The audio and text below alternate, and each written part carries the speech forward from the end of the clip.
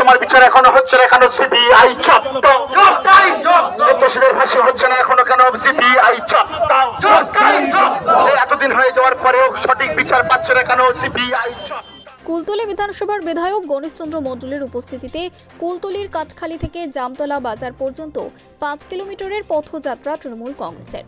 কুলতলি বিধানসভার 13টি অঞ্চলের তৃণমূল কংগ্রেসের কর্মীরা এই দিন দুপুরে প্রচণ্ড রৌদ্রকে উপেক্ষা করে এই প্রতিবাদ মিছিল ও অবস্থান বিক্ষোভে সামিল হয়েছে। আর এ বিষয় নিয়ে কুলতলি বিধানসভার বিধায়ক গণেশচন্দ্র মণ্ডলকে প্রতিক্রিয়া দিলেন, শুনুন।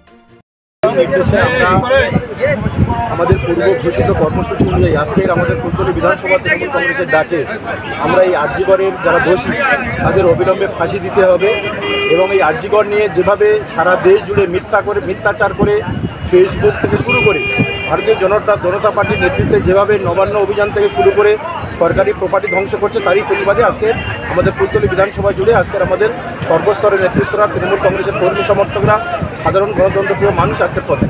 কোথা থেকে কোন পর্যন্ত আজকের কাঠখালি সুইচ গেট থেকে প্রায় দীর্ঘ 5 কিলোমিটার, প্রায় কয়েক হাজার মানুষ আজকের এই মিছিলে পা মিলিয়েছে।